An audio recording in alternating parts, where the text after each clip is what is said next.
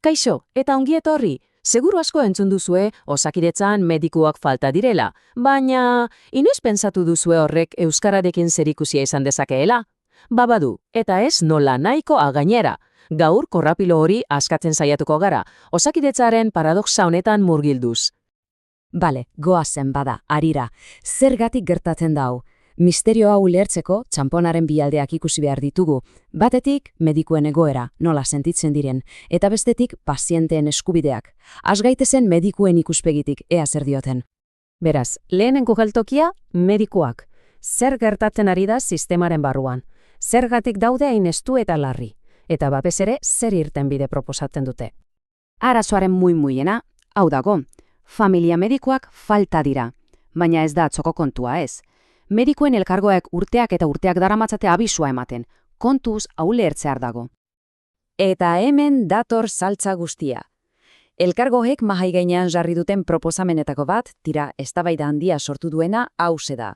Hizkuntza eskakizunak berrikustea. Hau da, euskararen maila malgutzea, kanpotik medikuak errasago etor daitezen. Baina, zer gertatzen da pazienteen eskubideekin? Hain zuzen ere, profesionalak behar dira noski, baina ezin dugu ahaztu beste aldea, pazienteak eta haien eskubideak. Eta hemen legea oso argia da, Herritar orok du osasun arreta euskaraz jasoteko eskubidea. Eta ez pentsa hau gutxi batzuen kontua denik, Begira datua. EAeko herritarren iaia beratziak, pentsa 10tik 9 ofizialki adierazi du zein hizkuntzatan artatua izan nahi duen. Eta hau ez da inkesta bat, Osakidetzaren sisteman erregistratuta dagoen datu ofiziala da. Horrek zer esan nahi du funtzean? Osakidetzak esartzen duen hizkuntza politika ez dela kapritzo bat.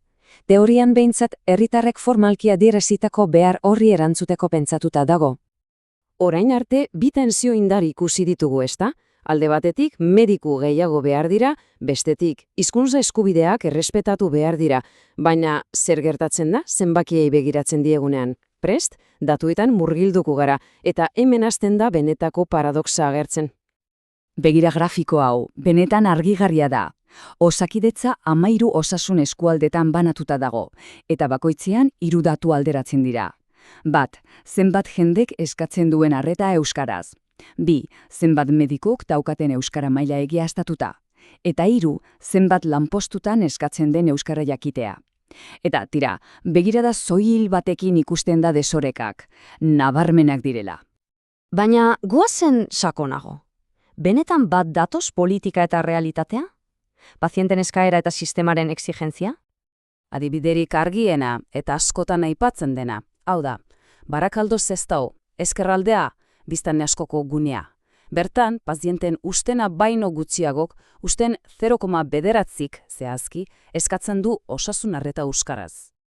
Baina kontuz datuarekin, naiz eta eskaera hain txikia izan, familia medikuen lanpostuen 60 ustean, hau da, ia 2 herenetan, 2 euskara maila eskatzen da.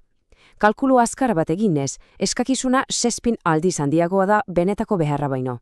Ikaragarria da.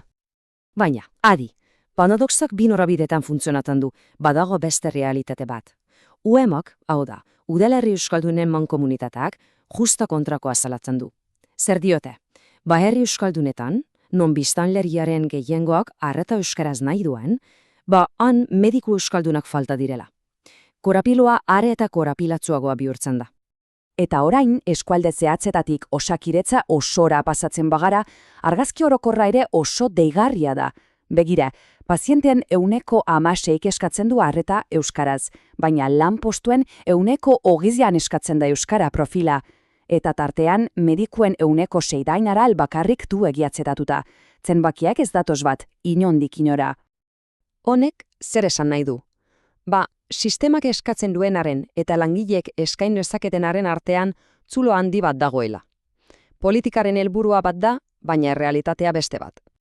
Beraz, datu guzti hauek magai gainean, zer, nola kudeatzen dugu hau? Zein da oreka puntua? Existitzen bada? Azkenean, egoera hau dugu. Puzle konplexu bat, non pieza bakoitzak bestearekin talka egiten duen. Batetik, medikuak behar ditugu. Urgentziaz, bestetik, batzuk diote hizkuntzarauak losaitu behar direla horretarako. Hirugarrenik, pazienteak eskubide osoa dute euskara sartuatuak izateko. Eta laugarrenik daukagun politika daturek diotenez askotan ez dator bat errealitatearekin. Nola konpondu hau?